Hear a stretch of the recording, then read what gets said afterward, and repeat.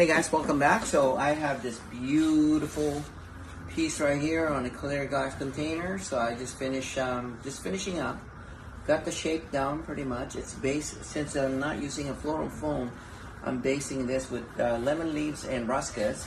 So right now I'm just finishing it up with some of these beautiful roses.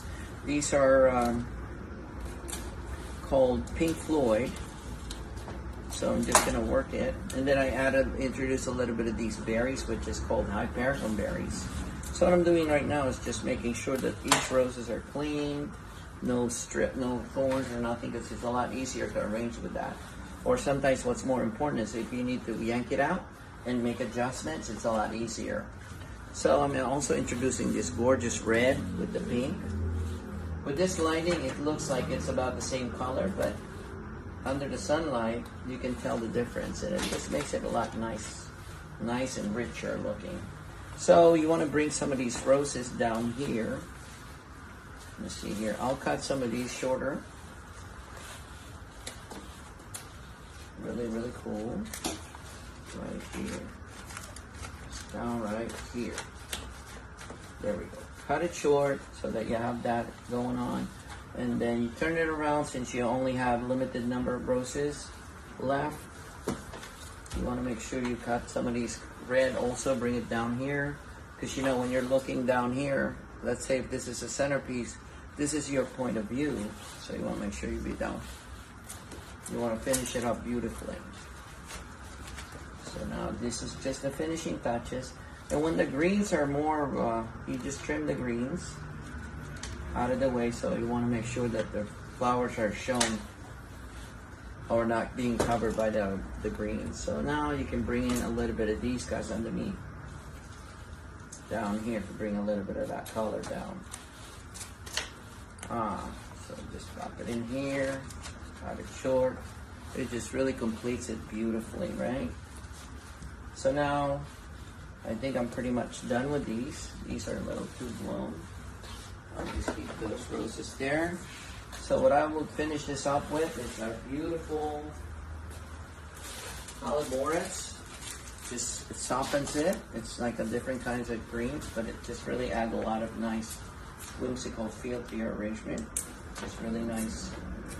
And these are imported from Holland this time of the year, although they grow out here too during the spring months. So you just add that in there. It just really makes it nice and soften it. So now we're just gonna do these Haliboris on the side. So let's see here. But the key to this, since I'm not using floral foam, is the leaves. Leaves will hold your flowers in place so that they don't have the flower flop, and also it makes it more fuller. So now I'll just do these here. Probably put some in here. Kind of like you go by feel, where you think you feel right, where do you think you need to put it. And then it's also important to make sure some of these leaves or things are going over and flowing out. It just really helps soften your arrangement all the way around. Something like this would last you 5 to 7 days as long as you keep the water level. And also if you can change the water, it would be even better. How do you change the water?